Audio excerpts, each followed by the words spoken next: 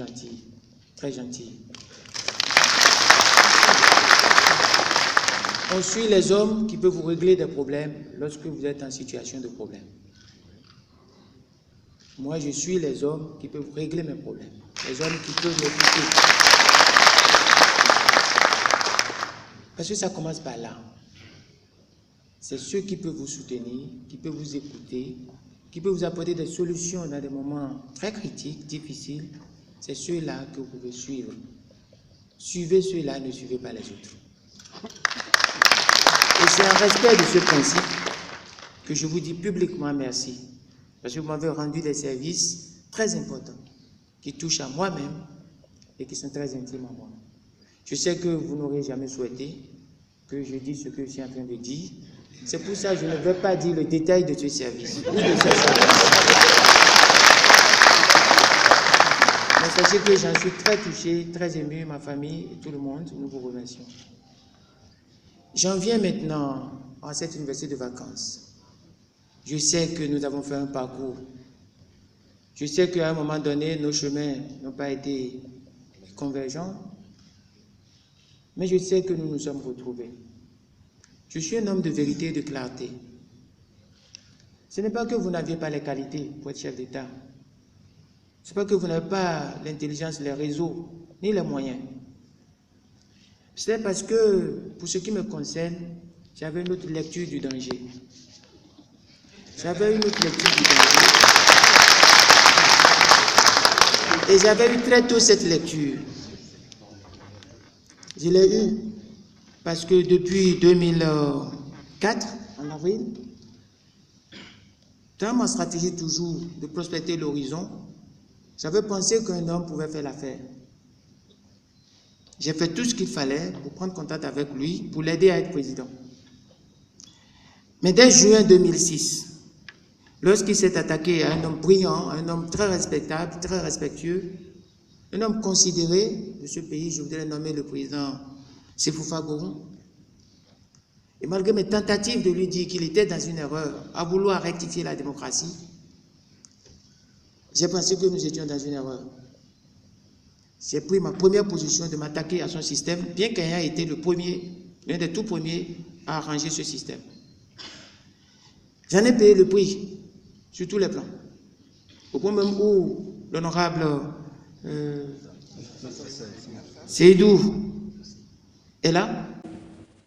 J'ai perdu même mon poste au Parlement, bien qu'étant figurant parmi les hommes les plus populaires du pays.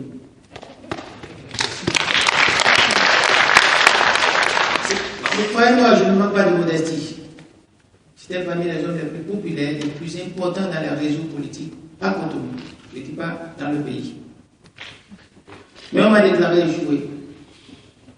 Et tout ce qui était monté était pour me détruire, physiquement. J'ai pris la mesure de cette situation et j'ai fait profil bas. Parce que la politique, c'est aussi ça. J'ai prévenu les auteurs qu'à la première occasion, je m'attaquerai à leur système. Ça n'a pas raté. Il fut le temps où les mêmes systèmes avaient des difficultés avec une autre alliance, dont je ne veux pas appeler le nom, et c'était les moments difficiles. Un homme, c'est pouvoir pardonner. Je dis ça parce que vous avez dit, retour sur les élections et perspectives, pour comprendre les choses. Je ne serai pas long, je vais couper des étapes. Cet homme, entouré maintenant d'adversité, au milieu d'adversité, a repris contact. Nous avons pensé qu'il faut passer à un autre concept. Ce fut le temps du concept de refondation.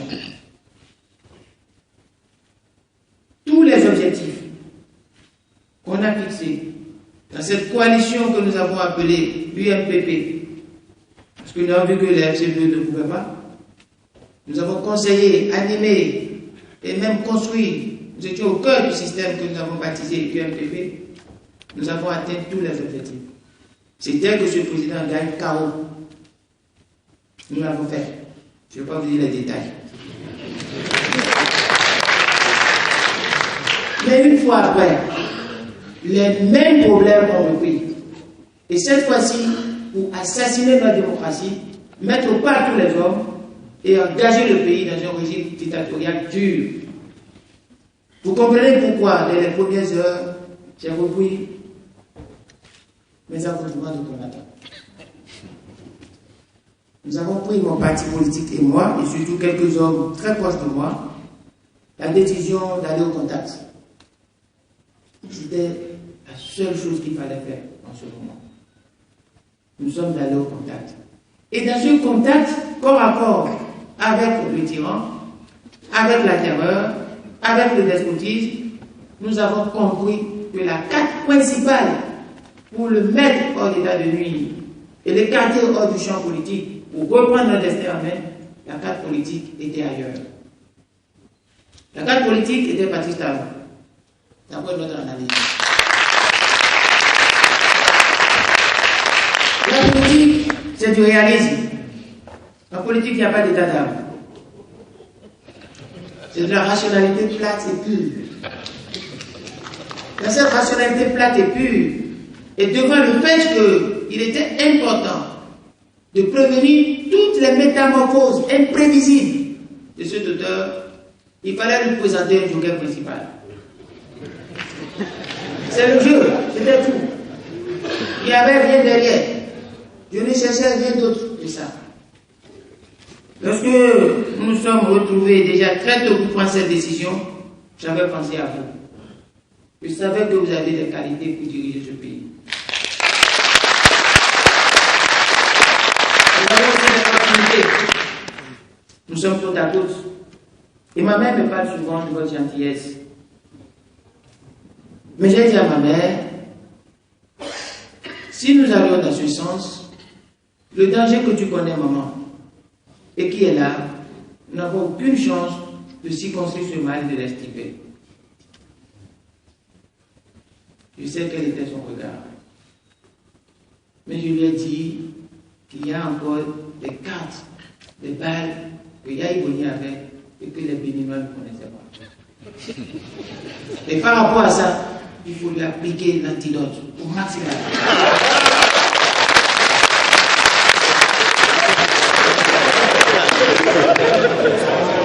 C'est ça. Et vous avez vu la suite, vous avez vu tout ce qui s'est passé. C'était ça. Je suis heureux de vous le dire. Et que vous compreniez. Ce n'était pas votre personne, ni votre équipe. Ce n'était pas votre programme non plus. Mais le danger qui était en face. Vous avez vu comment il a fait venir un autre candidat? Vous avez vu tout ce qu'il a fait? Il fallait ça. Mais là où je vous apprécie, c'est qu'après le premier tour, qui était pour nous une sorte de primaire, votre choix a été décisif dans la victoire que nous avons eue à l'occasion. Et ça, je vous dis merci, non pas au nom du gouvernement, ni au nom de la coalition de la rupture, mais je le dis au nom des militants du parti Restaurer l'espoir. Je le dis au nom du dernier carré qui m'assiste et qui me conseille. Je le dis sincèrement. Merci. Parce que sans cette action, peut-être que nous serons dans des situations que d'autres pays sont en train de vivre actuellement ou vivons. C'est un témoignage que je vais lui faire. Il est heureux qu'aujourd'hui nous soyons ensemble dans le même gouvernement. Et j'apprécie votre familiarité. J'apprécie votre simplicité. J'apprécie aussi la profondeur de vos analyses. J'apprécie votre charisme, votre sang-froid. J'apprécie votre connaissance, votre maîtrise.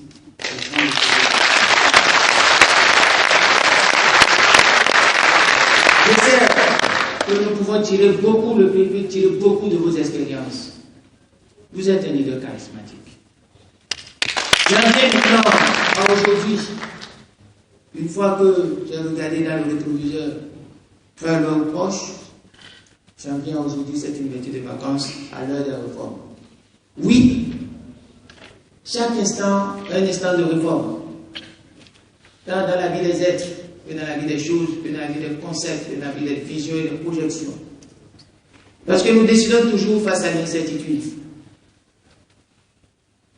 Et l'invitation de l'incertitude dans nos prises de décision aujourd'hui nous impose des réformes à chaque fois, des ajustements. Nous devons être des leaders d'ajustement. Nous ne devons pas être des fixistes. Nous devons être des gens qui peuvent évoluer, qui veulent évoluer et qui vont s'adapter aux défis actuels. Et chers amis de l'Université de vacances de l'AVT, nous avons des défis. Les défis, peut-être, je ne vais pas rédiger le programme de votre université de vacances, mais si vous pouvez m'excuser, je voudrais vous proposer l'état des lieux. L'état des lieux aujourd'hui dans tous les secteurs montre que pendant les 10 dernières années, ou bien même avant, on nous a fait beaucoup de peinture. Il y a eu beaucoup de masticage. On a plastifié beaucoup de choses. L'état des lieux n'est pas bien.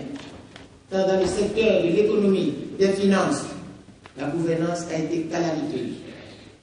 Dans le secteur de l'éducation, je ne vais pas le dire, tout ce qui se passe, on suit des illustrations. Prenez un seul secteur où l'état des lieux n'est pas calamiteux. Je ne dirai pas d'autres états des lieux, parce que mes fonctions actuelles m'astreignent à un silence. Moi qui aime tant parler. Mais vous savez de quoi je parle. Sur le plan sécuritaire, sur tous les plans, nous avons des défis énormes. L'état des lieux est largement en deçà du standard qu'il faut pour notre pays et par rapport à notre environnement. C'est ça la base. Nous avons besoin de réformes. Mais les réformes, pourquoi? Les réformes pour corriger ce qui est, pour prévenir que ce qui a été mal pour nous ne revienne pas, et pour permettre aux générations actuelles d'accorder le futur avec espoir. C'est peut-être un peu le schéma que je suggère très respectueusement, mais aussi de manière un peu altruiste.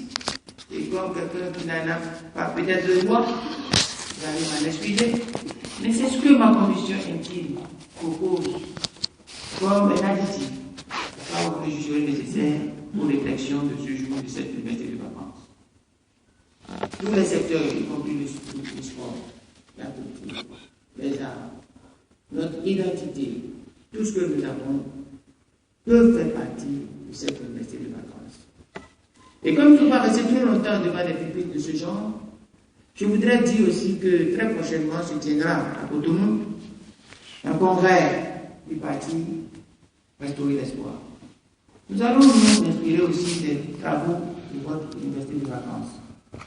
Nous avons la ferme conviction que nous pouvons tirer beaucoup de vous pour améliorer nos convictions, nos projections, nos ambitions pour cette nation. Et enfin, je voudrais dire un grand merci à toute l'assistance pour m'avoir écouté. J'aurais envie de rester longtemps ici, mais le protocole ne permet pas. Alors, avec tout l'espoir que j'ai, qu'en sortant d'ici, nous serons plus renforcés, le peuple aura plus d'espoir, je voudrais vous dire que les membres du parti Restaurer l'espoir comptent sur vous, et gardent espoir, parce que, à partir d'ici, nous améliorons ce que le peuple attend de nous. Encore une fois, M. le Président, merci infiniment. À tous les chefs de parti, à tous les grands leaders que je n'ai pas pu saluer en démarrant mes propos, je leur présente, je leur prie d'accepter mes excuses et je leur dis également merci, tellement le souvenir de la gentillesse du président leader de l'AVT avait pris le dessus. Merci. Et plein de